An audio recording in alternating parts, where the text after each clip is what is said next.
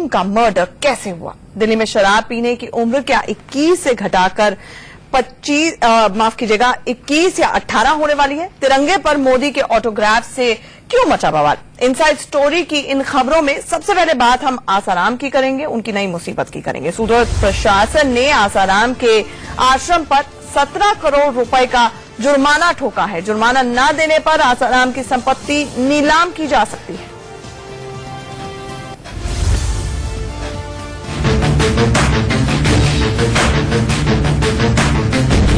बलात्कार के आरोपी आसाराम पर टूटा मुसीबतों का पहाड़।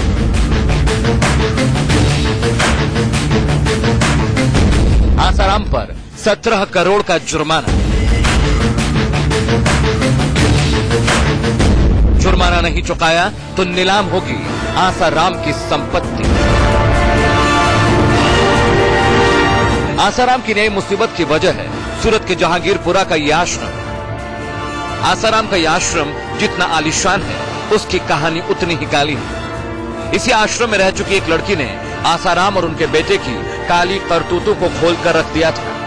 करीब 2 साल पहले उस लड़की ने आरोप लगाया था कि इसी आश्रम में आसाराम के बेटे नारायण साईं ने उसके साथ बलात्कार किया। आरोप यह भी है कि आसाराम ने सरकारी जमीन पर अवैध कब्जा कर यह आश्रम बनाया। अब इस आश्रम का ताजा विवाद जान लीजिए।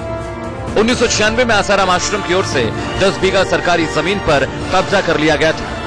ताप्ती नदी के किनारे इस जमीन का सर्वे नंबर है 114। इसके बाद यह मामला हाईकोर्ट में गया, जहां हाईकोर्ट ने सरकारी जमीन वापस लौटाने के आदेश दिए। हाईकोर्ट ने कहा था कि अगर तय समय में जमीन सरकार को वापस नहीं दी जाए तो बाजार कीमत के 15% किराए के तौर पर आश्रम से वसूला जाए।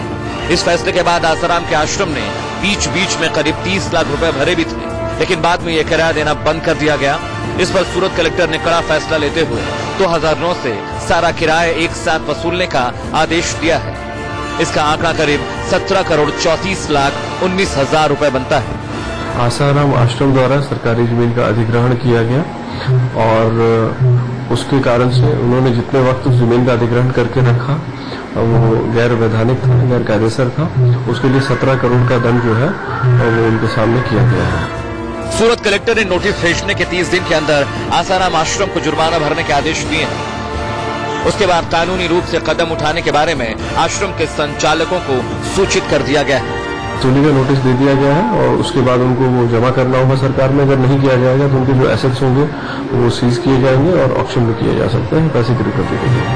आसाराम के लिए 17 करोड़ रुपए चुकाना कोई बड़ी बात नहीं, क्योंकि इस विवादित संघ की कुल संपत्ति 10,000 करोड़ रुपए की बताई जाती है। सालाना 500 करोड़ रुपए ब्याज से कमाई के बाद इनकम टैक्स डिपार्टमेंट भी जानता है।